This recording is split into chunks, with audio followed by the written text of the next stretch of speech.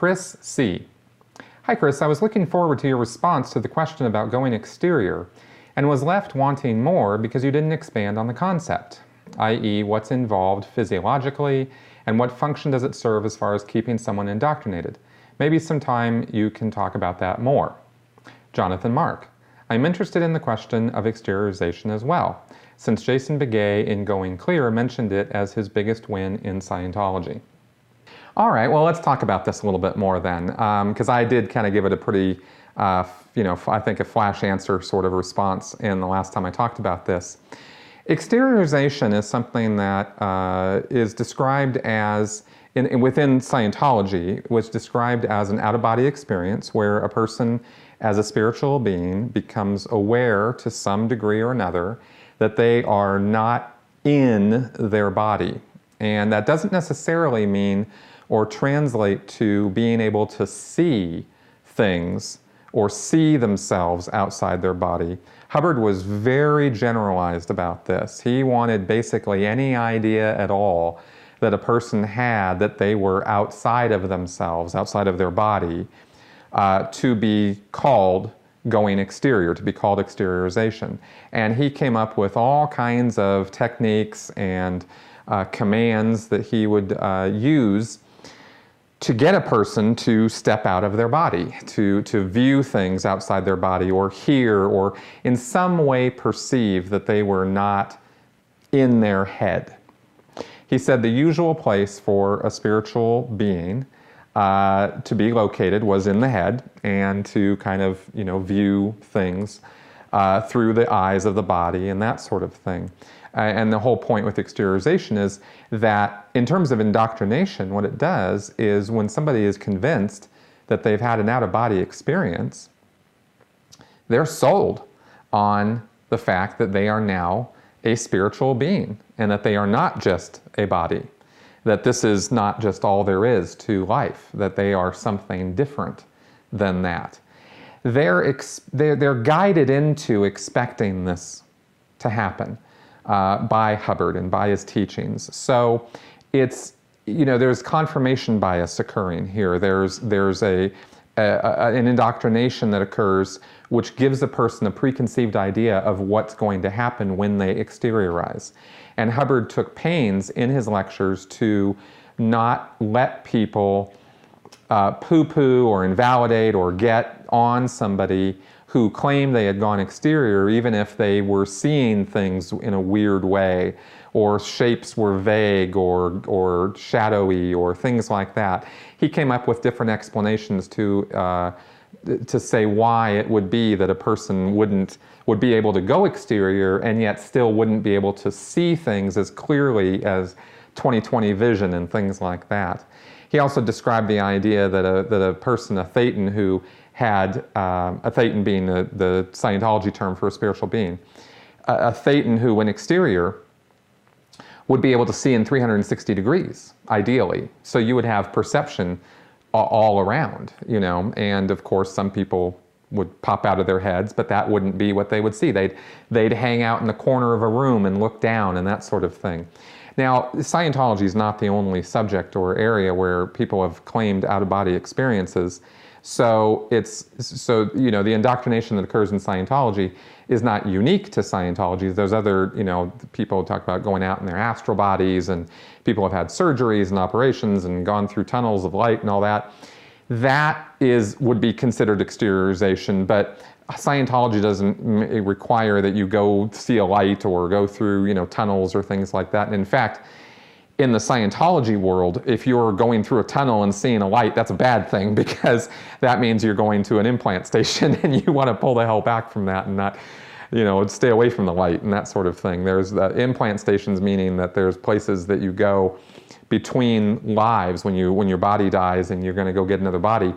As a thetan, you go to this location where they implant you. They put pictures and thoughts into your head, so that you think certain ways and are forced to forget what happened in your last lifetime, and you have to go get another body and you start all over again, sort of thing. So there's a lot to talk about with implants, so I'm not even going there right now. I'm just trying to give it a little brush off there, but that's kind of what is expected or what happens when people go exterior.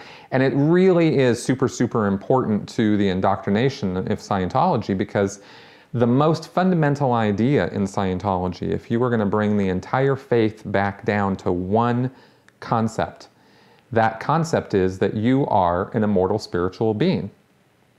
And so the whole process of popping out of your body proves that to you. It's the ultimate proof, because it's completely 100% subjective. No one can measure it. No one can sense or experience it except you.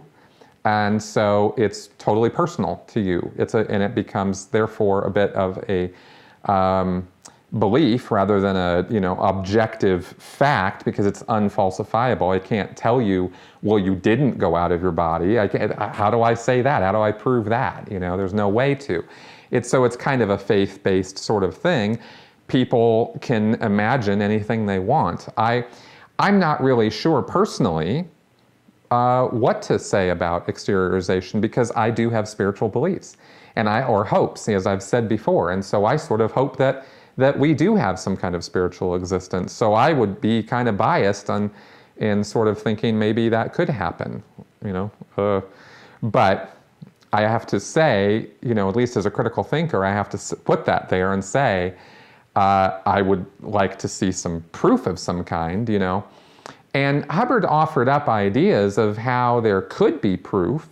Thetans were supposed to be able to move things. There's telekinesis and telepathy and other supernatural phenomenon, ESP-type phenomena that's supposed to accompany a person's abilities as they move up the Scientology ladder. And none of those things ever manifested in me or other people that I ever saw. So there's no proof there for me that Scientology is the way to go about accomplishing spiritual awareness. But I still hope that maybe, there might be some way of doing that.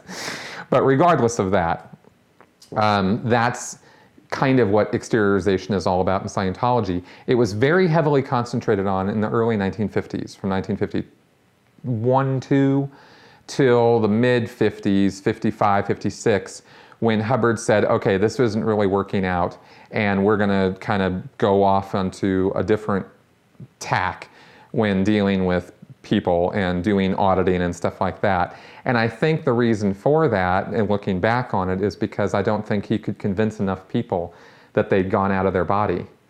Subjectively, I don't think he could convince them of that. He used commands like, be 3 feet back of your head. You sit somebody down and you just tell them to do that. And he said that there were a certain percentage of people who could just do it. Well, that tells me there's a certain percentage of people who can imagine doing that. There was another one that he used that somebody else had come up with, which was try not to be 3 feet back of your head. And, of course, that sort of reverse psychology pops a person out. And there were other commands, that he would come up with, like, okay, imagine like sticky webs. Imagine sticky webs of theta, of spirit, coming out of you and attaching to the wall and pull yourself out of your body. That was another way to get somebody out of their body. And he came up with tons and tons of ways of doing this.